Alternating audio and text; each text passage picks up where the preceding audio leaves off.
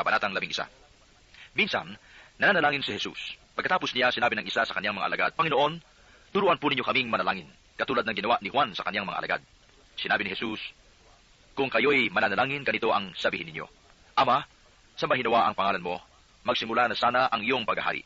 Bigyan mo kami ng aming makakain sa araw-araw, at patawarin mo kami sa aming mga kasalanan, sapagkat pinatatawad namin ang bawat nagkasala sa amin. At huwag mo kaming iharap sa mahigpit na pagsubok. Sinabi pa rin niya sa kanila, ipalagay natin na ang isa sa inyo ay nagpunta sa isang kaibigan, isang hating gabi at nagsabi, Kaibigan, bigyan mo muna ako ng 3 tinapay. Dumating kasi ang isa kong kaibigang naglalakbay at wala akong maihain sa kanya. At ganito naman ang sagot ng kanyang kaibigan sa loob ng bahay. Huwag mo nga akong gambalain. Nakatarang ka na ang pinto at nakahiga na kami ng aking mga anak.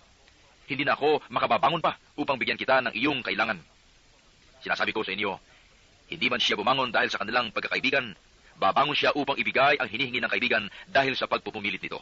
Kaya sinasabi ko sa inyo, humingi kayo, at kayo'y bibigyan. Humanap kayo at kayo'y makasusumpong.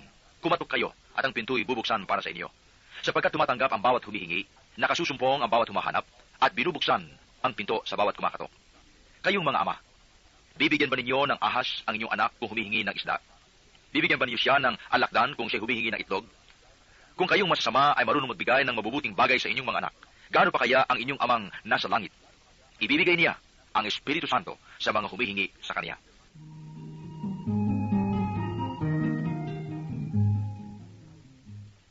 Minsan, pinalayas ni Jesus ang isang demonyong sanhi ng pagkapipi ng isang lalaki at ito ay nakapagsalita na mula noon. Nang gilala sa mga tao. Ngunit mailan sa kanila ang nagsabi, si Beelzebul na prinsipe ng mga demonyo ang nagbigay sa kanya ng kapangyarihang magpalayas ng mga demonyo. May iba namang nais siyang subukin, kaya't nagsabi, magpakita ka ng kababalaghang magpapakilala na ang Diyos ang sumasa iyo. Ngunit batid ni Jesus ang kanilang iniisip. Kaya't sinabi sa kanila, babagsak ang bawat kahariang nahati sa magkakalabang pangkat at mawawasak ang mga bahay roon. Kung maghimagsik si Satanas laban sa kanyang sarili, paano mananatili ang kanyang kaharian? Sinasabi ninyong nagpalayas ako ng mga demonyo sapagkat binigyan ako ni Beelzebul ng kapangyarihang ito. Kung ako'y nagpapalayas ng mga demonyo sa pamamagitan ni Beelzebul, sino naman ang nagbigay ng kapangyarihan sa inyong mga tagasunod na makagawa ng gayon? Sila na rin ang nagpapatunay na maling-mali kayo. Ngayon, kung ako'y nagpapalayas ng mga demonyo sa pamamagitan ng kapangyarihan ng Diyos, nangangahulugang dumating na sa inyo ang paghahari ng Diyos. Sapagkat ang isang taong malakas at nasa sandatahan at nagbabantay sa kanyang bahay, malayo sa panganib ang kanyang ari-arian. Ngunit kung salakayin siya at talunin ng isang taong higit na malakas, sasamsamin nito ang mga sandatang kanyang inaasahan at ipamamahagi ang ari-ariang inagaw. Ang hindi panig sa akin ay laban sa akin, at ang nagkakalat ang hindi tumutulong sa aking mag-ipon. Kapag lumabas na mula sa tao ang isang masamang espiritu, ito'y gumagala sa mga tigang na lugar at naghahanap ng mapagpapahingahan. Kung walang matagpuan, ay sasabihin ito sa sarili, babalik ako sa bahay na aking pinanggalingan.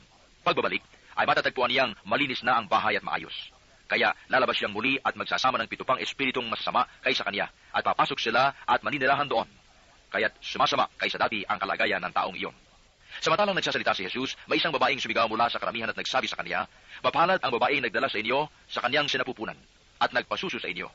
Ngunit sumagot siya, higit na mapalad ang mga nakikinig sa salita ng Diyos at tumutupad nito. Samantalang dumaragsa ang mga tao, sinabi ni Jesus, napakasama ng lahing ito. Naghahanap sila ng palatandaan mula sa langit. Subalit walang ipakikita sa kanila maliban sa palatandaang inalalarawan ng nangyari kay Jonas. Kung paanong naging isang palatandaan si Jonas sa mga taga-Ninive, kaya hindi naman magiging isang palatandaan sa lahing ito ang anak ng tao. Sa araw ng paghukom, titindig ang reyna ng timog laban sa lahing ito at sila'y hahatulan niya ng kaparusahan. Sapagkat nanggaling siya sa dulo ng daigdig upang pakinggan ang karunungan ni Solomon, ngunit higit na dihamak kay Solomon ang naririto. Sa araw ng paghukom ay titindig ang mga taga-Ninive laban sa lahing ito at hahatulan ng kaparusahan, sapagkat nagsisi sila dahil sa pangangaral ni Jonas, ngunit higit na dihamak kay Jonas ang naririto. Wala nagsisindi ng ilaw upang itago lamang o kaya ilagay sa ilalim ng takalan. Inilalagay ito sa talagang patungan upang pagpasok ng mga tao'y makita nila ang liwanag. Ang iyong mata ang pinakailaw ng iyong katawan. Kapag malinaw ang iyong mata, maliliwanagan ang buo mong katawan. Ngunit kung malabo ang iyong mata, madidimlan ang buo mong katawan. Kaya mag-ingat ka, baka liwanag na inaakala mong nasa iyo ay kadiliman pala. Kung nasa liwanag ang buo mong katawan at walang bahaging nasa dilim, ito'y lubos na maliliwanagan na para bagang tinatanglawan ka ng isang maliwanag na ilaw. Pagkatapos magsalita si Jesus ay nanyahan ng isang pariseo upang kumain, kaya't pumunta siya sa bahay nito. Pagdulog sa hapag, nagtaka ang pariseo nang makita niyang kumain si Jesus na hindi muna naghugas ng kamay. Sinabi sa kanya ng Panginoon, kayong mga pariseo, hinuhugasan ninyo ang labas ng tasa at ng pinggan, ngunit ang loob ninyo'y punong-puno ng kasakiman at kasamaan. Mga hangal, hindi ba't ang may likha ng labas ang siya ring may likha ng loob?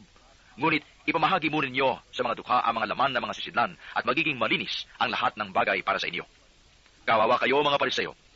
Ibinigay ninyo ang ikapu ng yerba buena, ng ruda, at ng iba pang gulayin, ngunit kinaliligtaan ninyo ang katarungan at ang pag-ibig sa Diyos. Tamang gawin ninyo ito, ngunit huwag naman ninyong kaliligtaang gawin ang mga iba. Kawawa kayo mga Pariseo, sapagkat ang ibig ninyo'y ang mga tanging luklukan sa mga sinagoga. At ang pagbugayan kayo sa mga liwasang bayan, sa aba ninyo, sapagkat para kayo mga libingang walang tanda at nalalakaran ng mga tao nang hindi nila nalalaman. Sinabi sa kanya ng isa sa mga dalubhasa sa kautusan, Guro, sa sinabi mong iyan, pati kami kinukutya mo. At sinagot siya ni Jesus, kawawa rin kayo mga dalubhasa sa kautusan, sapagkat ipinapapasa ninyo sa mga tao ang mabibigat na dalahin, ngunit ni daliri ayaw ninyong igalaw sa pagdadala ng mga iyon. Kawawa kayo, ipinagtatayo ninyo ng magagarang libingan ang mga propetang pinagpapatay ng inyong mga magulang. Sa ganitong paraan, kayo na rin ang nagpapatunay na sang-ayon kayo sa mga ginawa ng inyong mga magulang, sapagkat sila ang pumatay sa mga propeta at kayo naman ang nagtatayo ng libingang puntod ng mga yaon. Dahil dito'y sinabi rin ng karunungan ng Diyos, magsusugo ako sa kanila ng mga propeta at ng mga apostol. Ang iba'y papatayin nila at uusigin ang iba. Sa kayo'y lalagpak sa lahing ito ang parusa dahil sa pagpatay sa mga propeta, buhat na itatag ang sanlibutan. Magmula kay Abel hanggang kay Zacarias na pinatay sa pagitan ng dalambanang sunugan ng mga handog at ng gusali ng templo. Sinasabi ko sa inyo, lalagpak sa lahing ito ang parusa dahil sa kanilang ginawa. Kawawa kayo mga dalubhasa sa kautusan, sapagkat inalis ninyo ang susi ng karunungan. Ayaw na ninyong magsipasok, hinahadlangan pa ninyo ang mga nagnanais pumasok. At umalis si Jesus sa bahay na iyon. Mula noon, tinuligsan na siya ng mga eskriba at ng mga Pariseo, at pinagtatanong tungkol sa maraming bagay upang masilo siya sa kaniyang pananalita.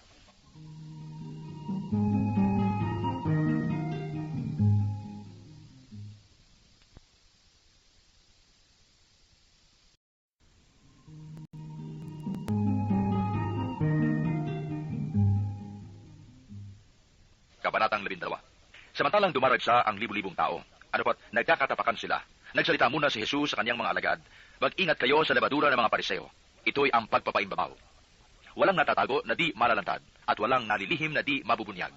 Anumang sabihin ninyo sa dilim ay maririnig sa liwanag, at anumang ibulong ninyo sa mga silid ay ipagsisigawan. Sinasabi ko sa inyo mga kaibigan, huwag ninyong katakutan ang mga pumapatay ng katawan at pagkatapos ay wala nang magagawa pa. Sasabihin ko sa inyo kung sino ang dapat ninyong katakutan. Katakutan ninyo yaong pagkatapos na pumatay ay may kapangyarihan pang magbulid sa impyerno. Sinasabi ko sa inyo, ang Diyos ang dapat ninyong katakutan. Hindi ba ipinagbibili sa halagang 2 pera lamang ang 5 maya? Gayunman, kahit isa sa kanila ay hindi pinababayaan ng Diyos. Maging ang buhok ninyo'y bilang na lahat. Kaya huwag kayong matakot. Higit kayong mahalaga kaysa mga maya. Sinasabi ko rin sa inyo, ang sinumang kumilala sa akin sa harapan ng mga tao ay kikilalanin din naman ng anak ng tao sa harapan ng mga anghel ng Diyos. Ngunit ang magtatwa sa akin sa harapan ng mga tao ay tatatwa ko rin naman sa harapan ng mga anghel ng Diyos. Ang sinumang magsalita laban sa anak ng tao ay mapatatawad, ngunit ang lumait sa Espiritu Santo ay hindi mapatatawad. Kapag kayo'y dinala nila sa sinagoga o sa harapan ng mga tagapamahala at ng mga may kapangyarihan upang litisin, huwag ninyong isipin kung paano ninyo ipagtatanggol ang sarili o kung ano ang inyong sasabihin. Sapagkat sa oras na iyon, ang Espiritu Santo ang magtuturo sa inyo kung ano ang dapat ninyong sabihin. Sinabi kay Jesus ng isa sa mga naroon, Guro, iutos nga po ninyo sa kapatid ko na ibigay sa akin ang bahagi ko sa aming mana. Sumagot siya, Ginoo, sino ang naglagay sa akin bilang hukom o tagapaghati ng mana ninyo? At sinabi niya sa kanilang lahat, mag-ingat kayo sa lahat ng uri ng kasakiman, sapagkat ang buhay ng tao ay wala sa laki ng kayamanan. At pagkatapos ay isinaysay ni Jesus ang talinghagang ito. Ang bukiri ng isang mayaman ay umani ng sagana. Kaya't nasabi niya sa sarili, ano ang gagawin ko? Wala na akong paglagyan ng aking ani. Gigibain ko ang aking mga kamalig at magtatayo ako ng lalong mas malalaki. Doon ko ilalagay ang aking ani at ari-arian. At sasabihin ko sa aking sarili, ayan, marami na akong ari-arian. Hindi na ako kukulangin habang buhay. Kaya't mamamahinga na lang ako, kakain, iinom at magsasaya. Ngunit sinabi sa kanya ng Diyos, hangal, sa gabing ito'y babawian ka ng buhay. Kanino mapupunta ang mga bagay na inihanda mo? Kanya nang sasapitin na nagtitipon ng kayamanan para sa sarili, ngunit dukha naman sa paningin ng Diyos. At sinabi ni Jesus sa kanyang mga alagad, kaya't sinasabi ko sa inyo, huwag kayong mabagabag tungkol sa pagkain na kailangan upang mabuhay, o tungkol sa damit na itatakip sa katawan, sapagkat ang buhay ay higit na mahalaga kaysa pagkain at ang katawan kaysa pananamit. Isipin lang ninyo ang mga uwak. Hindi sila naghahasik ni nag-aaniman, wala silang bangan ni kamalig, gayon may pinakakain sila ng Diyos. Gaano pa kayo? Higit kayong mahalaga kaysa mga ibon. Sino sa inyo ang makapagpapahaba ng kanyang buhay na kahit isang oras man lamang sa pamamagitan ng pagkabalisa? Kung hindi nga ninyo magawa ang gayon kaliit na bagay, bakit kayo nababalisa tungkol sa ibang mga bagay? Isipin ninyo kung paano sumisibol ang mga bulaklak sa parang. Hindi sila nagpapagal ni humahabi man. Ngunit ito ang sasabihin ko sa inyo, maging si Solomon ay hindi nakapagsuot ng kasing ganda ng isa sa mga bulaklak na ito, bagamat napakariringal na mga damit niya. Kung ang mga damo sa kabukiran na buhay ngayon at kinabukas ay iginagatong sa kalan, ay dinaramtan ng Diyos, kayo pa kaya? Kay liit ng pananalig ninyo sa Kanya. Kaya't huwag kayong mabalisa sa paghahanap ng inyong kakanin at iinumin, sapagkat ang mga bagay nito ang kinahuhumalingan ng mga taong walang pananalig sa Diyos. Alam ng inyong amang nasa langit na kinakailangan ninyo ang lahat ng ito. Kaya't higit sa lahat, pag sumakitan ninyo ang pagharian kayo ng Diyos, at ipagkakaloob niya ang kinakailangan ninyo. Huwag kayong matakot, munting kawan, sapagkat ikinalulugod ng inyong ama na ibigay sa inyo ang kaharian. Ipagbili ninyo ang inyong ari-arian at mamigay kayo sa mga dukha. Gumawa kayo ng mga lukbutang hindi naluluma at mag-impok ng kayamanan sa langit na hindi nakukulangan sapagkat do'y walang makalalapit na magnanakaw at walang makapaninirang tanga. Sapagkat kung saan naroon ang inyong kayamanan, ay naroon din naman ang inyong puso. Maging handa kayo at sindihan ang inyong mga ilawan. Tumulad kayo sa mga tao naghihintay sa pag-uwi ng kanilang Panginoon mula sa kasalan para pagdating niya ay mabuksan agad ang pinto. Mapalad ang mga alipin na abutang nagbabantay pagdating ng kanilang Panginoon. Sinasabi ko sa inyo, maghahanda siya. Patutulugin sila sa hapag at maglilingkod sa kanila. Mapapalad sila kung maratnan niya silang handa. Dumating man siya ng hating gabi o madaling araw siya dumating. Tandaan ninyo ito. Kung alam lamang ng puno ng sambahayan kung anong oras darating ang magnanakaw, hindi niya pababayaang pasukin ang kanyang bahay. Kayo may dapat humanda, sapagkat darating ang anak ng tao sa oras na hindi ninyo inaasahan. Itinanong ni Pedro, Panginoon, sinasabi po ba ninyo ang talinghagang ito para sa amin o para sa lahat? Tumugon ng Panginoon, sino nga ang tapat at matalinong alipin? Hindi ba siya ang pamamahalain ng kanyang Panginoon sa sambahayan nito upang magbigay sa ibang mga alipin ng kanilang pagkain sa karampatang panahon? Mapalad ang aliping iyon kapag dinatnan siyang gumagawa ng gayon pagbabalik ng kanyang Panginoon. Sinasabi ko sa inyo, pamamahalain siya ng kanyang Panginoon sa lahat ng ari-arian nito. Ngunit kung sabihin sa sarili ng aliping iyon, matatagalan pa bago magbalik ang ating Panginoon at simulan niyang bugbugin ang ibang aliping lalaki at babae at kumain, uminom at maglasing. Darating ang Panginoon ng aliping iyon sa araw na hindi niya inaasahan at sa oras na hindi niya alam. Buong higpit na parurusahan siya ng Panginoon at isasama sa mga di tapat. At ang aliping nakaalam ng kalooban ng kanyang Panginoon, ngunit hindi naghanda, ni sumunod sa kalooban nito, ay tatanggap ng mabigat na parusa. Ngunit ang aliping hindi nakaalam ng kalooban ng kanyang Panginoon at gumawa ng mga bagay na nararapat niyang pagdusahan, ay tatanggap ng magaang na parusa. Ang binigyan ng maraming bagay ay hahanapan ng maraming bagay, at ang pinagkatiwalaan ng lalong maraming bagay ay pananagutin sa lalong maraming bagay. Naparito ako upang magdala ng apoy sa lupa, at sana'y napagningas na ito. May isang bautismo pa na dapat kong tanggapin at nababagabak ako hanggat hindi natutupad ito. Akala ba ninyo'y pumarito ako upang magdala ng kapayapaan sa lupa? Sinasabi ko sa inyo, hindi kapayapaan kundi pagkakabahabahagi. Mula ngayon, ang 5 katao sa isang sambahayan ay mababahagi. 3 laban sa 2 at 2 laban sa 3. Maglalaban-laban ang ama at ang anak na lalaki, ang ina at ang anak na babae, at gayon din ang biyanang babae at manugang na babae. Sinabi rin Jesus sa mga tao, kapag nakita ninyong makapalang ulap sa kanluran, sinasabi ninyong uulan, at gayon nga ang nangyayari. At kung umihip ang hanging timog ay sinasabi ninyong iinit, at nagkakagayon nga. Mga mapagpaimbabaw, marunong kayong bumasa ng palatandaan sa lupa't sa langit. Bakit hindi ninyo mabasa ang mga tanda ng kasalukuyang panahon? Bakit hindi ninyo mapagpasyahan kung alin ang matuwid? Kapag isinakdal ka sa hukuman, makipag-ayos ka sa nagsakdal habang may panahon. Baka kalad ka rin kaniya sa hukuman, at ibigay ka ng hukom sa tanod, at ibilanggo ka naman nito. Sinasabi ko sa iyo, hindi ka makalalabas doon hanggat hindi mo nababayaran ang kahuli-hulihang sentimo.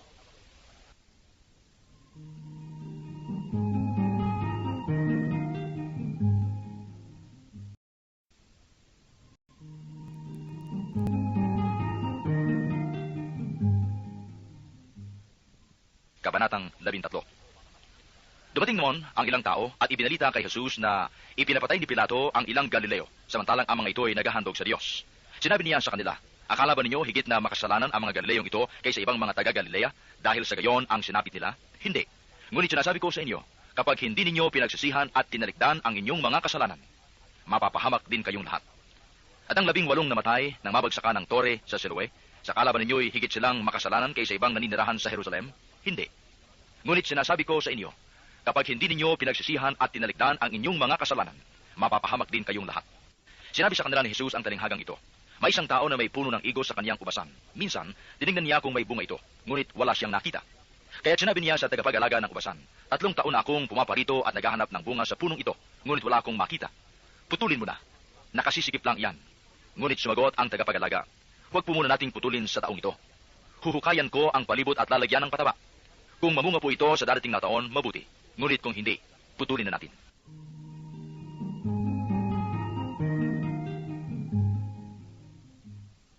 Isang araw ng pamamahinga, si Jesus ay nagtuturo sa isang sinagoga. May isang babae roon na 18 taon nang may karamdaman, gawa ng masamang espiritong nasa kanya. Siya'y hukot na hukot at hindi na makaunat. Nang makita ni Jesus ang babae, tinawag niya ito at sinabi, "Magaling ka na sa iyong karamdaman." At ipinatong ni Jesus ang kanyang mga kamay sa babae. Noon di nakaunat ito at nagpuri sa Diyos. Ngunit nagalit ang tagapamahala ng sinagoga sapagkat nagpagaling si Jesus sa araw ng pamamahinga. Kaya't sinabi niya sa mga tao, "May 6 na araw na inilaan upang ipagtrabaho. Pumarito kayo sa mga araw na iyan upang magpagaling at huwag sa araw ng pamamahinga." Sinagot siya ng Panginoon, "Mga mapagpaimbabaw, hindi ba't kinakalag ninyo sa sabsaban ang inyong baka o asno at dinadala sa painuman kahit araw ng pamamahinga? Ang babaeng ito na mula sa lipi ni Abraham ay ginapos ni Satanas sa loob ng 18 taon. Hindi ba dapat na siya'y kalagan kahit sa araw ng pamamahinga?" Napahiya ang lahat ng kalaban ni Jesus sa sagot niyang ito at nagalak naman ang matla sa mga kahangahangang bagay na ginawa niya.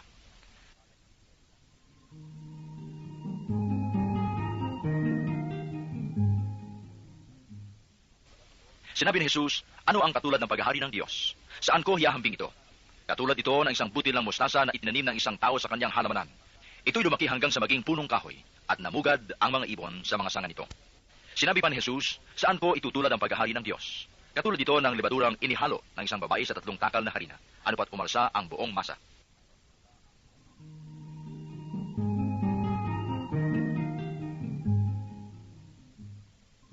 Nagpatuloy si Jesus sa kanyang paglalakbay. Siya nagtuturo sa bawat bayan at nayon na kanyang dinaraanan patungong Jerusalem. May isang nagtanong sa kanya, "Ginoo, kakaunti po ba ang maliligtas?" Sinabi niya, "Pagsikapan ninyong pumasok sa makipot na pintuan. Sinasabi ko sa inyo, marami ang magpipilit na pumasok, ngunit hindi makapapasok. Kapag ang pinto'y isinara na ng puno ng sambahayan, magtitiis kayong nakatayo sa labas at katok ng katok. Sasabihin ninyo, 'Panginoon, papasukin po ninyo kami.' Sasagutin niya kayo, 'Hindi ko alam kung taga saan kayo.'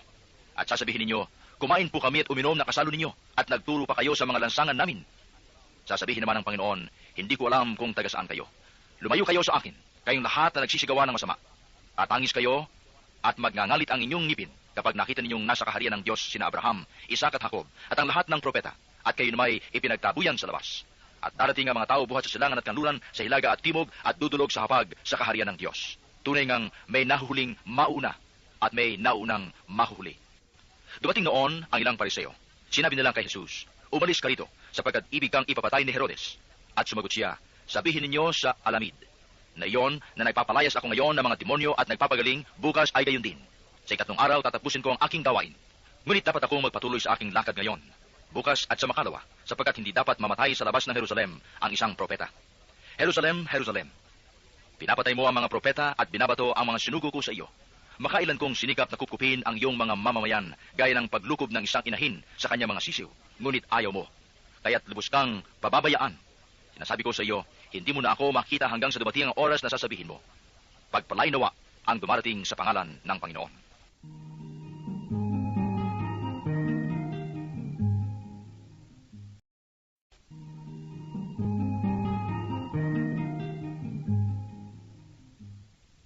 Kabanatang 14. Isang araw ng pamamahinga, si Jesus ay inanyayahang kumain sa bahay ng isang pinuno ng mga pariseo, at binabantayan nilang mabuti ang kanyang mga kilos. Lumapit kay Jesus ang isang taong namamanas. Kaya't tinanong niya ang mga pariseo at ang mga dalubhasa sa kautusan, na ayon ba sa kautusan ang magpagaling sa araw ng pamamahinga o hindi? Ngunit hindi sila umimik. Kaya hinawakan ni Jesus ang may sakit, pinagaling saka pinayaon. Pagkatapos, sinabi niya sa kanila, "Kung kayo may anak o bakang nahulog sa balon, hindi ba ninyo iaahon kahit araw ng pamamahinga?" At hindi sila nakasagot sa tanong na ito. Napansin ni Jesus na ang pinipili ng mga inanyayahan ay ang mga upuang nakalaan sa mga piling panauhin. Kaya't sinabi niya ang talinghagang ito, "Kapag inanyayahan ka ninuman sa isang kasalan, huwag mong pipiliin ang tanging upuan. Baka may inanyayahang lalong tanyag kaysa iyo. At lalapit ang naganyaya sa inyong dalawa at sasabihin sa iyo, 'Maaari bang ibigay ninyo ang upuang iyan sa taong ito?' Sa gayoy, mapapahiya ka at doon malalagay sa pinakaabang upuan. Ang mabuti, kapag naanyayahan ka, doon ka maupo sa pinakaabang upuan, sapagkat paglapit na naganyaya sa iyo ay kanyang sasabihin, 'Kaibigan, dini ka sa kabisera.' Sa gayon, nabigyan ka ng malaking karangalan sa harapan ng mga panauhin, sapagkat ang nagpapakataas ay ibababa, at ang nagpapakababa ay tataas." Sinabi naman ni Jesus sa nag-anyaya sa kanya, "Kapag naghahanda ka, Huwag ang mga kaibigan mo, mga kapatid, mga kamag-anak o mayayamang kapitbahay ang aanyayahan mo, sapagkat aanyayahan ka rin nila, at sa gayoy, nagantihan ka na. Kaya kung ikaw ay maghahanda ng isang malaking salo-salo, ang mga pulubi, mga pingkaw, mga pilay, at mga bulag ang anyayahan mo. Hindi sila makagaganti sa iyo at sa gayoy magiging mapalad ka. Gagantihin ka ng Diyos sa muling pagkabuhay ng mga banal. Narinig ito ng isa sa mga kasalo niya sa hapag, at sinabi nito kay Jesus, mapalad ang makakasalo sa hapag sa kaharian ng Diyos. Sumagot si Jesus, may isang lalaking naghanda ng isang malaking piging, at marami siyang inanyayahan. Nang dumating ang oras ng piging, inutusan niya ang kanyang mga alipin at ipinasabi sa mga inanyayahan, halina kayo, handa na ang lahat. Ngunit nagdahilan silang lahat. Ang sabi ng una, nakabili ako ng bukid at kailangan kong puntahan. Kayo na sana ang bahalang magpaumanhin sa akin. Sinabi ng isa, nakabili ako ng 5 paris na baka at kailangan kong isingkaw para masubok. Kayo na sana ang bahalang magpaumanhin sa akin. Sinabi naman ng isa pa, bagong kasal ako, kaya hindi ako makadadalo. Bumalik ang alipin at ibinalita ito sa kanyang Panginoon, nagalit ito at sinabi sa alipin, lumabas kang madali sa mga lansangan at makikipot na daan ng lungsod, at isama mo rito ang mga pulubi, mga pingkaw, mga bulag at mga pilay. Pagbabalik ng alipin ay sinabi niya, Panginoon, nagawa na po ang iniutos ninyo.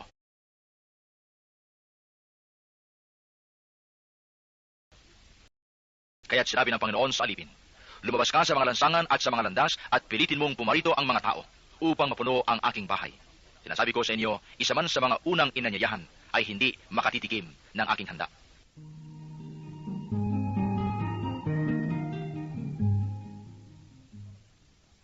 Sumama kay Jesus ang napakaraming tao. Kumarap siya sa kanila at kanyang sinabi, hindi maaaring maging alagad ko ang sinumang umiibig sa kanyang ama at ina, asawa at mga anak, mga kapatid, at maging sa sarili niyang buhay ng higit sa akin. Ang sinumang hindi magpasan ng sariling krus at sumunod sa akin ay hindi maaaring maging alagad ko. Kung ang isa sa inyo'y nagbabalak magtayo ng tore, hindi ba uupo muna siya at tatayahin ang magugugol para malaman kung may sapat siyang salaping may pagpapatapos niyon? Baka mailagay ang mga pundasyon ngunit hindi naman maipatapos. Siya ay kukutyain ng lahat ng makakakita nito. Sasabihin nila, nagsimulang magtayo ang taong ito, pero hindi naipatapos. O sinong hari na makikipagdigma sa kapwa-hari ang hindi muna uupo at pag-aaralang mabuti kung ang 10,000 niyang kawal ay may sasagupa sa kalaban na may 20,000 tauhan. At kung hindi niya kaya, malayo pa ang kalaban ay magsusugo na siya ng mga kinatawan upang makipagkasundo. Gayon din naman, hindi maaaring maging alagad ko ang sinuman kung hindi niya tatalikdan ang lahat sa kanyang buhay. Mabuti ang asin, ngunit kung ito'y mawala ng lasa, hindi na ito mapaalat uli. Walang kabutihang maibibigay sa lupa ni sa tambakan man ng dumi na kinukunan ng pataba. Kaya't ito'y itinatapon na lamang ng mga tao. Makinig ang may pandinig.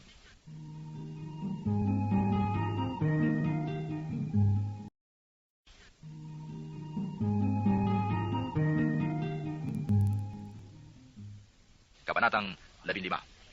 Ang mga publikano at ang mga makasalanan ay nagsisilapit upang makinig kay Jesus. Nagbulong-bulong ang mga Pariseo at ang mga Eskriba. Ang sabi nila, ang taong ito'y nakikisalamuha sa mga makasalanan at nakikisalo sa kanila.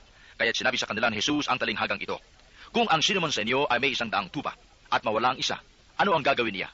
Iiwan ang 99 sa ilang at hahanapin ang nawawala hanggang sa matagpuan, hindi ba? Kapag nasumpungan ay masaya niyang papasanin ito. Pagdating ng bahay, aanyayahan niya ang kanyang mga kaibigan at mga kapitbahay. Sasabihin niya, makipagsaya kayo sa akin, sapagkat nasumpungan ko sa wakas ang tupa kong nawawala. Sinasabi ko sa inyo, magkakaroon ng higit na kagalakan sa langit dahil sa isang makasalanang nagsisisi tumatalikod sa kaniyang kasalanan, kaysa 99 na matuwid na hindi nangangailangang magsisi. O kaya, kung ang isang babae ay may 10 salaping pilak at mawala ang isa, ano ang gagawin niya? Sisindihin niya ang ilaw, wawalisan ang bahay at hahanaping mabuti hanggang sa masumpungan nito, hindi ba? Kapag nasumpungan na ito, ay aanyayahan niya ang kanyang mga kaibigan at mga kapitbahay. Sasabihin niya, makipagsaya kayo sa akin, sapagkat nasumpungan ko sa wakas ang nawala kong salaping pilak. Sinasabi ko sa inyo, gayon din ang kagalakan ng mga anghel ng Diyos, dahil sa isang makasalanang nagsisit tumalikod sa kaniyang kasalanan. Sinabi pa ni Jesus, isang tao ang may 2 anak na lalaki. Ang wika ng bunso, Ama, ibigay na po ninyo sa akin ang mamanahin ko. At binahagi sa kanila ng ama ang kanyang ari-arian. Pagkalipas ng ilang araw, ipinagbili ng bunso ang kanyang ari-arian at nagtungo sa malayong lupain. Taglay ang buo niyang kayamanan, at dooy nilustay na lahat sa diwastong pamumuhay. Nang malustay na niya ang kanyang kayamanan, nagkaroon ng matinding tagutom sa lupain yaon, at nagdalita siya. Kaya't namasukan siya sa isang mamamayan ng lupain yaon. Siya'y pinapunta nito sa bukid upang mag-alaga ng baboy. Ibig sana niyang punan ang kanyang pagkain kahit ng mga bungang kahoy na ipinakakain sa mga baboy, ngunit walang magbigay sa kaniya. Nang mapag-isip-isip niya ang kanyang ginawa, nasabi niya sa sarili, ang mga alila ng aking ama ay may sapat na pagkain at lumalabis pa, samantalang ako'y namamatay ng gutom dito. Babalik ako sa kanya at sasabihin ko, Ama, nagkasala po ako sa Diyos at sa inyo. Hindi na po ako karapat-dapat na tawagin ninyong anak. ibilang na lamang ninyo akong isa sa inyong mga alila. At tumindig siya at pumaroon sa kanyang ama. Malayo pa'y natanawan na siya ng ama at ito'y labis na nahabag sa kanya. Kaya't patakbo siyang sinalubong, niyakap at hinagkan. Sinabi ng anak, Ama, nagkasala po ako sa Diyos at sa inyo. Hindi na po ako karapat-dapat na tawagin ninyong anak. Ngunit tinawag ng ama ang kanyang mga alila, Madali, dalhin niyo rito ang pinakamahusay na damit at isuot sa kanya. Suotan siya ng singsing at panyapak. Kunin ang pinatabang guya at patayin. Kumain tayo at magsaya, sapagkat namatay na ang anak kong ito, ngunit muling nabuhay, nawala, ngunit nasumpungan. At sila'y nagsaya. Nasa bukid noon ang anak na panganay. Umuwi siya at nang malapit na sa bahay ay narinig niya ang tugtugan at sayawan. Tinawag niya ang isa sa mga alila at tinanong, Bakit? May ano sa atin? Dumating po ang inyong kapatid, tugon ng alila. Ipinapatay ng inyong ama ang pinatabang guya sapagkat nagbalik siyang buhay at walang sakit. Nagalit ang panganay at ayaw itong pumasok sa bahay. Kaya't lumabas ang kanyang ama at inamo-amo siya. Ngunit sinabi nito, Pinaglingkuran ko po kayo sa loob ng maraming taon at kailanmay hindi ko kayo sinuway. Ngunit ni minsay, hindi ninyo ako binigyan ng kahit isang bisirong kambing para magkatuwaan kami ng aking mga kaibigan. Subalit nang dumating ang anak ninyong lumustay ng inyong kabuhayan sa masamang babae, ipinagpatay pa ninyo ng pinatabang guya. Sumagot ang ama, Anak, lagi kitang kapiling. Ang lahat ng ari-arian ko'y sa iyo. Ngunit dapat tayong magsaya at mag-alala sapagkat namatay na ang kapatid mo. Ngunit muling nabuhay, nawala, ngunit nasumpungan.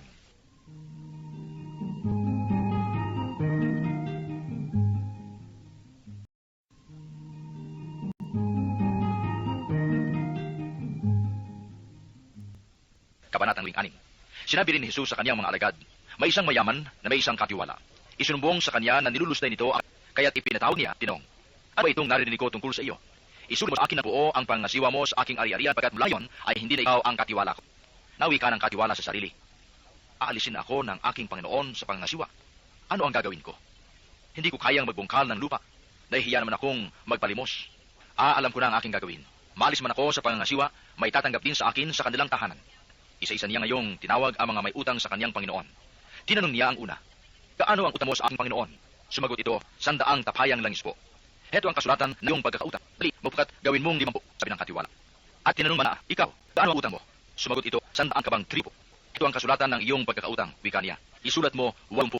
Pinuri ng Panginoon ang magdarayang katiwa dahil sa katanungang ipinamalas niyo. Pagkat ang mga makasanggun ay mas mahuso mumaraan, isang nga meros.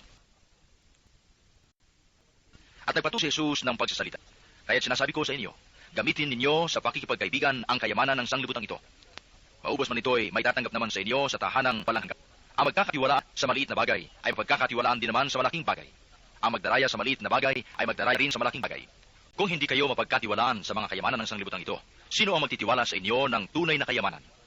At kung hindi kayo mapagkatiwalaan sa kayamanan ng iba, sino ang mabibigay sa inyo ng talagang para sa inyo?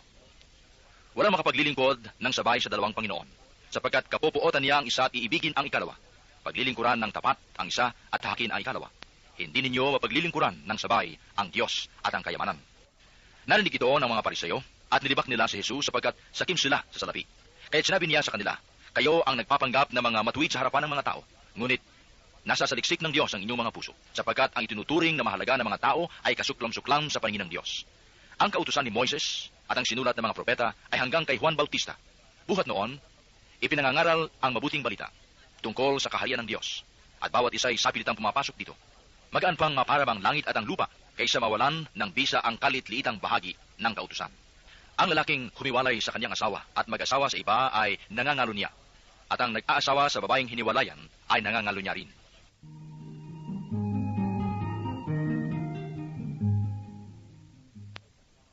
May isang mayamang nagdaramit ng mahalin at saganang-sagana sa pagkain araw-araw. At may isa namang pulubing nagngangalang Lazaro, dadad ng sugat na nakalupasay sa may pintuan ng mayaman, upang mamulot kahit mumong nahuhulog mula sa hapag ng mayaman. At dooy nilalapitan siya ng aso at dinidilaan ang kanyang mga sugat. Namatay ang pulubi at dinalaan ng mga anghel sa piling ni Abraham. Namatay rin ang mayaman at iniwiing. Sa gitna ng kanyang pagdurusa sa hadis, tumala ang mayaman at kanyang natanaw sa malayo si Abraham, kapiling si Lazaro. At sumigaw siya, Amang Abraham, mahabag po kayo sa akin. Utusan ninyo sa Lazaro na isawsaw sa tubig ang dulo ng kanyang daliri at palamigin ang aking dila, sapagkat naghihirap ako sa apoy na ito. Ngunit sinabi sa kanya ni Abraham, Anak, alalahanin mong nagpasasaka sa buhay sa ibabaw ng lupa, at si Lazaro ay nagtiis ng kahirapan. Ngunit ngayon inaaliw siya rito samantalang ikaw na may nagdurusa. Higit sa lahat, inilagay sa pagitan natin ang isang malaking bangin upang ang mga narini ay hindi makaparian at ang mga nariyan ay hindi makaparini.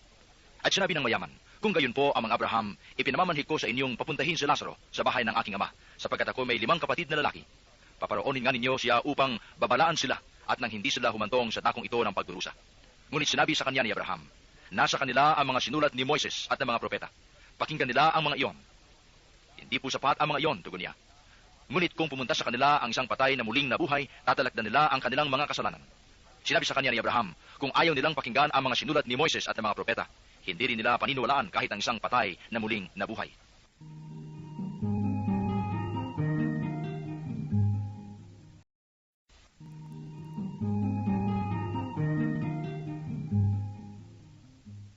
Panatang 17. Sinabi ni Jesus sa kanyang mga alagad, hindi mawawala kahit kailan ang mga sanhi ng pagkakasala. Ngunit nakapangingilabot ang sasapitin ng taong panggagalingan nito. Buti pa sa kanya ang bitinan ng isang malaking gilingang bato sa leeg at itapon sa dagat kaysa maging sanhi ng pagkakasala ng isa sa maliit na ito. Kaya't mag-ingat kayo. Kung magkasala ang kapatid mo, pagsabihan mo, at kung siya'y magsisi, patawarin mo. Kung makapito siyang magkasala sa iyo sa maghapon at makapito ring lumapit sa iyo at magsabing, nagsisisi ako, patawarin mo. Sinabi ng mga apostol sa Panginoon, dagdagan po ninyo ang aming pananalig sa Diyos. Tumugon ang Panginoon, kung maging sinakiman lamang ng butil ng mustasa ang inyong pananalig sa Diyos, masasabi niyo sa puno ng sikomorong ito, mabunot ka at matanim sa dagat at tatalima ito sa inyo. Ipilagay natin kayo may aliping nag-aararo o nagpapastol kaya ng tupa. Pagkagaling niya sa bukid, sasabihin ba ninyo sa kanya, halika at nang makakain ka na? Hindi. Sa halip ay ganito ang sinasabi ninyo, ipaghanda mo ako ng hapunan, magpihis ka at silbihan mo ako habang ako'y kumakain. Kumain ka, pagkakain ko. Pinasasalamatan ba ang alipin dahil sa ginawa niya ang iniuto sa kanya? Hindi naman kayo. Kapag nagawa ninyo ang lahat ng iniuto sa inyo, sabihin ninyo, kami mga aliping walang kabuluhan. Tumupad lamang kami sa aming tungkulin.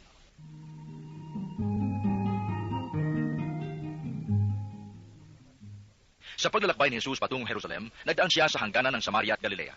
Nang papasok na siya sa isang nayon, siya'y sinalubong ng 10 ketongin. Tumigil sila sa malayo-layo at humiyaw ng, Jesus, Panginoon, mahabag po kayo sa amin. Nang makita sila ay sinabi niya, humayo kayo at pakita sa mga saserdote. At samantalang sila'y naglalakad, gumaling sila. Nang mapuna ng isa na siya'y magaling na, nagbalik siyang sumisigaw ng pagpupuri sa Diyos. Nagpatira pa siya sa paanan ni Jesus at nagpasalamat. Ang taong ito ay Samaritano. Hindi ba 10 ang gumaling? Tanong ni Jesus. Nasaan ang 9? Wala bang nagbalik at nagpuri sa Diyos kundi ang dayuhang ito? Sinabi ni Jesus sa kanya, tumindig ka't humayo sa iyong lakad. Pinagaling ka dahil sa iyong pananalig.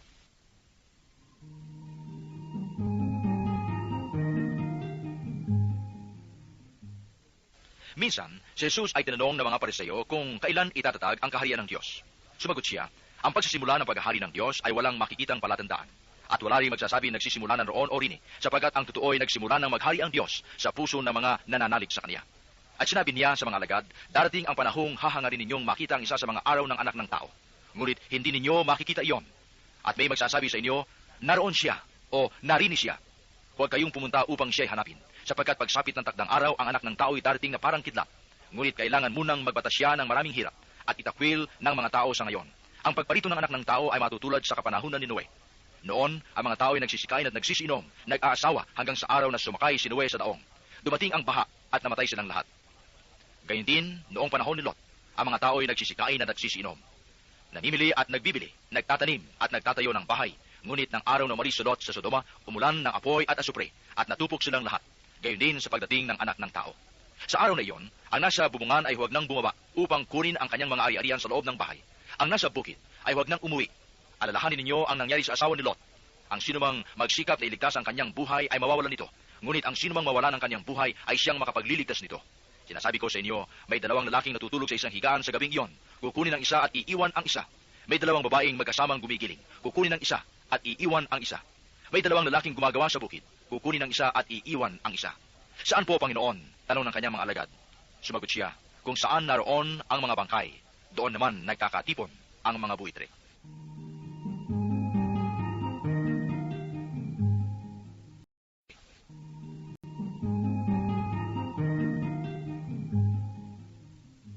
Kabanatang 18. Isinaysay ni Jesus ang isang talinghaga upang ituro sa kanila na dapat silang manalangin lagi at huwag manghinawa. Sa isang lungsod, wika niya, may isang hukom na hindi natatakot sa Diyos at walang taong iginagalang. Sa lungsod ding yaon ay may isang babaeng balo na punta ng punta sa hukom at humihingi ng katarungan.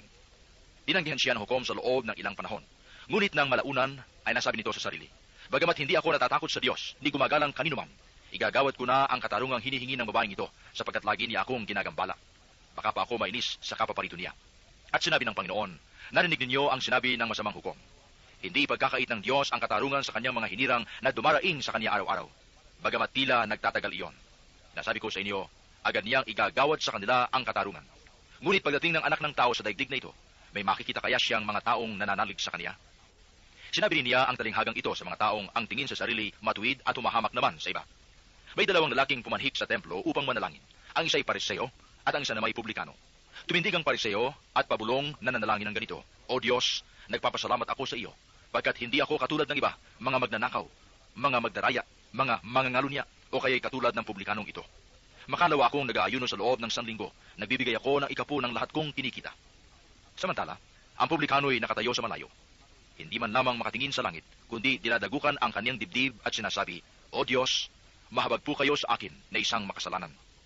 Sinasabi ko sa inyo, ang lalaking ito'y umuwing kinalulugan ng Diyos, ngunit hindi ang isa, sapagkat ang sinumang nagpapakataas ay ibababa, at ang nagpapakababa ay itataas.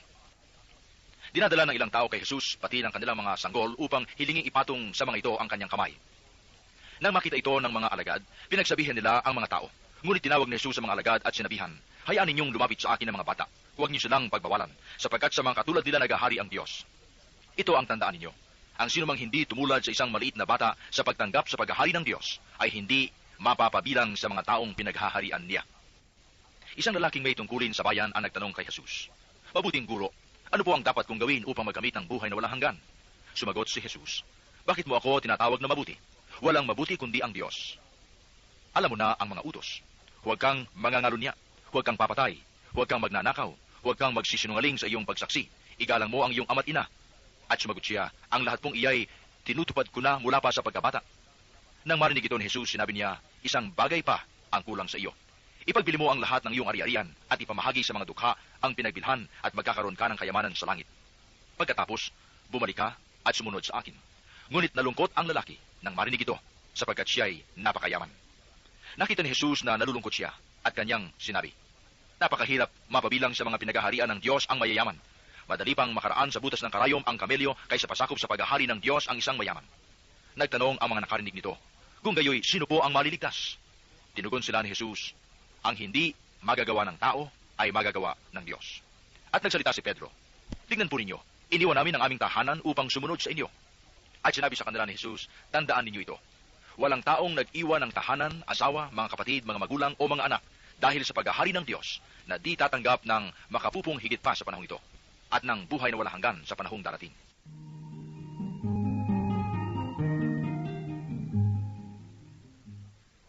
Ibinukod ni Jesus ang 12 at sinabi sa kanila, tandaan ninyo, pupunta tayo sa Jerusalem at dooy matutupad ang lahat ng sinulat ng mga propeta tungkol sa anak ng tao. Ipagkakandulo siya sa mga hintil. Tutuyain siya ng mga ito, dudustain at luluraan. Siya'y hahagupitin nila at papatayin, ngunit sa ikatlong araw ay muling mabubuhay. Subalit wala silang naunawaan sa kanilang narinig. Hindi nila nakuha ang kahulugan niyon at hindi man lamang nalaman kung ano ang sinasabi ni Jesus. Malapit na si Jesus sa Jericho at doon may isang lalaking bulag na nakaupo sa tabi ng daan at nagpapalimos. Nang marinig nitong nagdaraan ang maraming tao, itinanong niya kung ano ang nangyayari. Nagdaraan si Jesus sa taga Nazaret, sabi nila. At siya'y sumigaw, Jesus, anak ni David, mahabag po kayo sa akin. Sinaway siya ng mga nasa unahan, ngunit lalo pa niyang nilakasan ang sigaw, anak ni David, mahabag po kayo sa akin. Kaya tumigil si Jesus at iniutos na dalhin sa kaniya ang bulag. Inilapit nga ito at tinanong ni Jesus, ano ang ibig mong gawin ko sa iyo? Panginoon, ibig ko po sana'y manumbalik ang aking paningin, sagot niya. At sinabi ni Jesus, mangyari ang ibig mo. Pinagaling ka dahil sa iyong pananalig. Noon din, nakakita siya at sumunod kay Jesus at nagpasalamat sa Diyos. Nang makita ito ng mga tao, silang lahat ay nagpuri sa Diyos.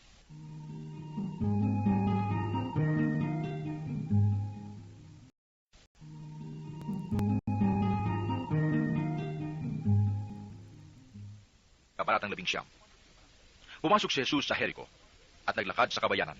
Doon may isang mayamang puno ng mga publikano na nagngangalang Sakeo. At pinagsikapan niyang makita si Jesus upang makilala kung sino ito. Ngunit siya ay napakapandak. At dahil sa dami ng tao, hindi niya makita si Jesus. Kaya't patakbo siyang nagpauna at umakyat sa isang puno ng sikomoro upang makita si Jesus na nagdaraan doon. Pagdating ni Jesus sa dakong iyon, siya ay tumingala at sinabi sa kanya, Sakeo, bumaba ka agad. sapagkat kailangan kong tumuloy ngayon sa bahay mo. Nagmamadali siyang bumaba at tuwang-tuwang tinanggap si Jesus. Lahat ng nakakita nito ay nagbulong-bulungan. Nakikituloy siya sa isang makasalanan, wika nila. Tumayo si Sakeo at sinabi, Panginoon, ibibigay ko po sa mga dukha ang kalahati ng aking ari-arian. At kung ako'y may nadayang sinuman, 4 na ibayo ang isa sa uli ko sa kanya. At sinabi sa kanya ni Jesus, ang kaligtas ay dumating ngayon sa sambahayang ito. Lipirin ni Abraham ang taong ito, sapagkat naparito ang anak ng tao upang hanapin at iligtas ang naligaw.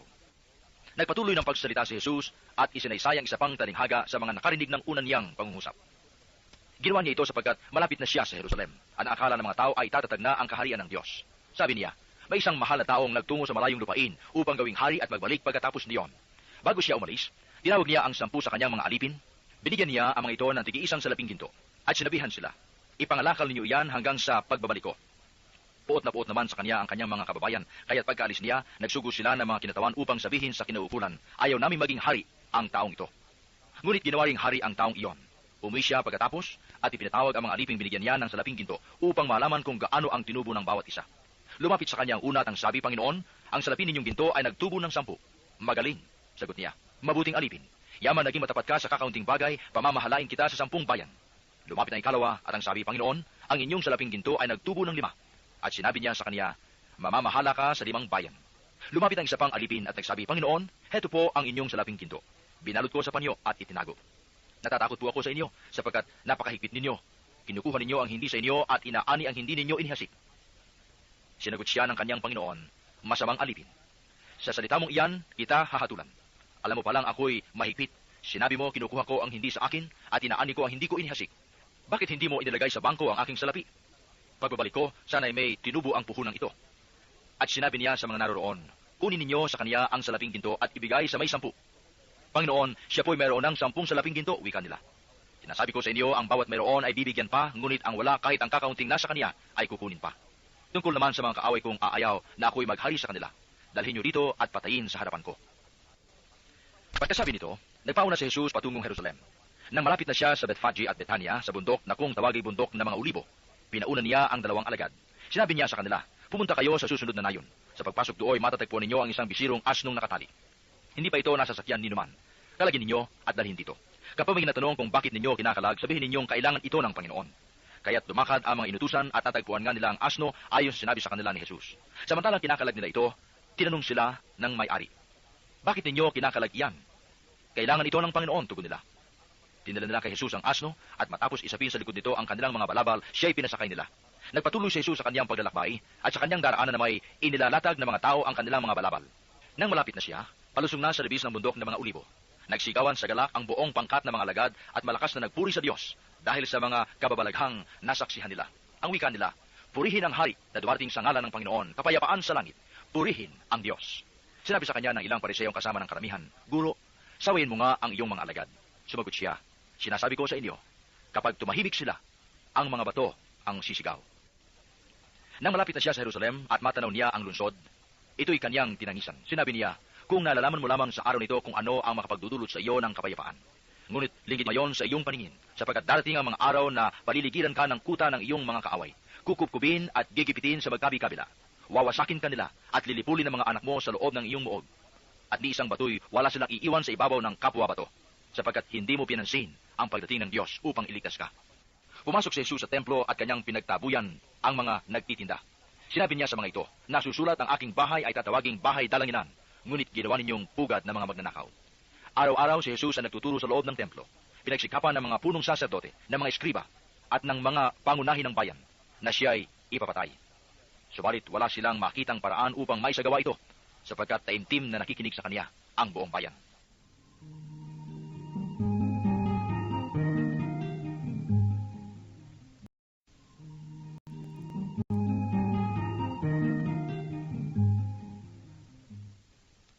Kabanatang 20. Isang araw, samantalang nagtuturo si Jesus sa loob ng templo at nangangaral ng mabuting balita mula sa Diyos, lumapit ang mga punong saserdote at mga eskriba, kasama ang matatanda ng bayan. Sinabi nila sa kanya, sabihin mo nga sa amin, ano ang karapatan mong gumawa ng mga bagay na ito? Sino ang nagbigay sa iyo ng karapatang ito? Sumagot si Jesus, tatanungin ko rin kayo, kanino nagmula ang karapatan ni Juan upang magbautismo? Sa Diyos ba o sa mga tao? At sila-sila'y nag-usap. Kung sabihin natin sa Diyos, sasabihin naman niya sa atin, bakit hindi ninyo siya pinaniwalaan? Kung sabihin natin mula sa mga tao, babatuhin tayo ng madla, sapagkat naniniwala silang propeta si Juan. Kaya't sumagot sila, hindi namin alam. At sinabi ni Jesus sa kanila, hindi ko rin sasabihin sa inyo kung ano ang karapatan kong gumawa ng mga bagay na ito. Bumaling siya sa mga tao at sinabi sa kanila ang talinghagang ito. May isang taong nagtanim ng ubas sa kanyang bukid, iniwan niya ito sa mga kasama, at napasa ibang lupain sa loob ng mahabang panahon. Nang dumating ang panahon ng pitasan, pinapunta niya ang isang alipin upang kunin ang kanyang kaparte. Ngunit binugbog ng mga kasama ang alipin at pinauwing walang dala. Nagpapunta siya uli ng isang alipin. Ito may binugbog, dinusta, at pinauwing walang dala. Pinaparoon pa niya ay katlo. Sinugatan din ito at ipinagtapo yan. Sinabi ng may-ari ng ubasan, ano kaya ang mabuti kong gawin? Mabuti siguro'y ang minamahal kong anak ang papuntahin ko. Tiyak na siya'y igagalang nila. Ngunit nang makita siya ng mga kasama, nag-usap-usap sila at ang wika, ito ang tagapagmana. Patayin natin at nang mapasa atin ang kanyang mamanahin. At siya'y inilabas nila ng ubasan at pinatay. Ano kaya ang gagawin sa kanila ng may-ari ng ubasan? Paroroon siya at papatayin ang mga kasamang iyon at ibibigay sa iba ang ubasan. Pagkarinig nito, sinabi ng mga tao, huwag nawang mangyari. Tinitigan sila ni Jesus at tinanong kung gayon, ano ang ibig sabihin ng talatang ito sa kasulatan. Ang batong itinakwil ng mga tagapagtayo ng bahay, ang siyang naging batong panulukan. Ang bawat bumagsak sa batong ito ay magkakaluray-luray, at ang mabagsakan nito ay magkakadurog-durog. Tinangka ng mga eskriba at ng mga punong saserdote na dakpin si Jesus ng oras ding yaon, sapagkat naramdaman nilang sila ang pinatatamaan sa talinghaga. Ngunit natakot sila sa mga tao, kaya naghintay sila ng pagkakataon. Sinuhulan nila ang ilang katao na magkunwaring naghahanap ng katotohanan upang suluin si Jesus sa kanyang pananalita para maisakdal nila siya sa gobernador. Sinabi ng mga espiyang ito sa kanya, Guro, alam po naming tumpak ang inyong sinasabi at itinuturo. Hindi kayo nagtatangi ng tao, kundi itinuturo ninyo ng buong katotohanan ang ibig ng Diyos na gawin ng mga tao. Naayon po ba sa kautusan na magbayad tayo ng buwis sa Cesar o hindi? Ngunit batid ni Jesus ang kanilang masamang layon, kaya't sinabi niya, akin na ang isang denaryo. Kanino ang larawan? At ang pangalang nakatitik dito? Sa Cesar po, tugon nila.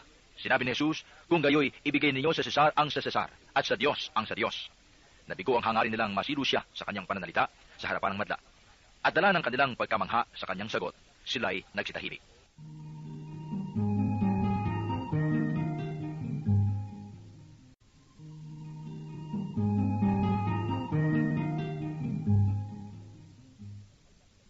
May ilang Saduceo na lumapit kay Jesus. Ang Saduceo hindi naniniwala na muling bubuhayin ang mga patay.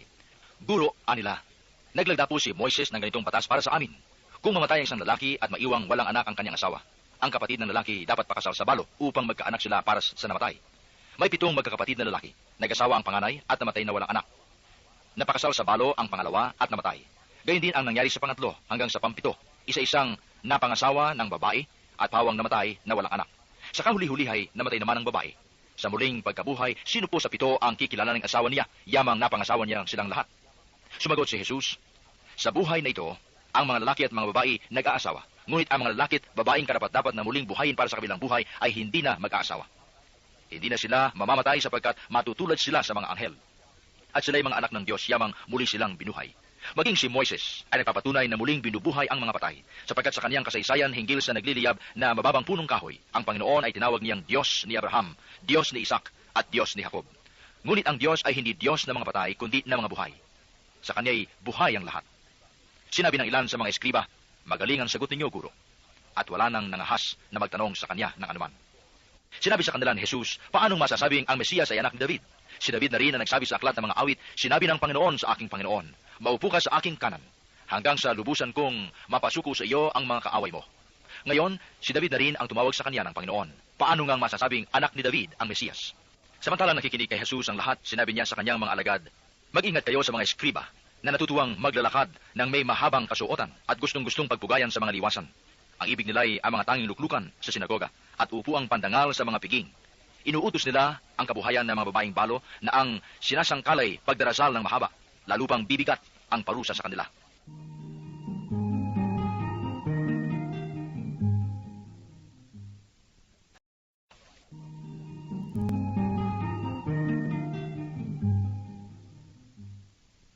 Kabanatang 21. Nang tumingin si Jesus, nakita niya ang mayamang naguhulog ng kanilang kaloob sa lalagyan nito sa templo. Nakita rin niya ang isang dukhang babaeng balo na naghulog ng 2 kusing. Ang wika ni Jesus, sinasabi ko sa inyo, ang dukhang balong iyon ay naghulog ng higit kaysa kanilang lahat. Sapagkat bahagi lang ng di nila kailangan ang kanilang ipinagkakaloob. Ngunit ibinigay ng balong iyon na dukhang-dukha ang buo niyang ikabubuhay. Pinag-uusapan ng ilan sa kanila ang templo, ang kahangahangang mga bato na ginamit dito at ang mga palamuti nito na inihandog ng mga tao. Kaya't sinabi ni Jesus, darating ang panahong lahat ng nakita ninyong iyan ay guguho. Walang batong ititira sa ibabaw ng kapwa bato. Tinanong nila si Jesus, Guro, kailan po ito mangyayari? At ano ang magiging palatandaan na ito'y magaganap na? Sumagot siya, mag-ingat kayo at nang hindi mailigaw ninuman. Sapagkat marami ang darating sa aking pangalan na magsasabi, ako ang Mesiyas, at dumating na ang panahon. Huwag kayong susunod sa kanila. Huwag kayong mabagabag kung makabalita kayo ng mga digmaan at mga himagsikan. Dapat mangyari ang mga ito, ngunit hindi darating karakaraka ang wakas. At sinabi pa niya, makikipagdigma ang bansa laban sa kapwa bansa at ang kaharian sa kapwa kaharian. Magkakaroon ng malalakas na lindol, magkakagutom, at magkakasalot sa iba't ibang dako. May lilitaw na mga kakilakilabot na bagay at mga kagilagilalas na tanda buhat sa langit. Ngunit bago mangyari ang lahat ng ito, darating kayo't uusigin. Kayo'y dadalhin sa mga sinagoga upang litisin at ipabilanggo. At dahil sa akin, ay haharap kayo sa mga hari at mga gobernador. Ito ang pagkakataon ninyo upang magpatotoo tungkol sa akin.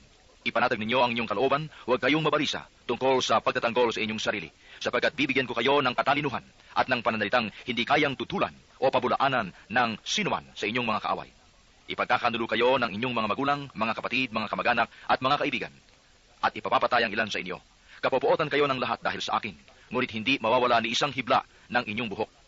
Sa inyong pagtitiis, ay tatamuhin ninyo ang buhay na walang hanggan. Kapag nakita ninyong kubkub na ng mga hukbo ang Jerusalem, talasasin ninyong malapit na ang pagkawasak nito.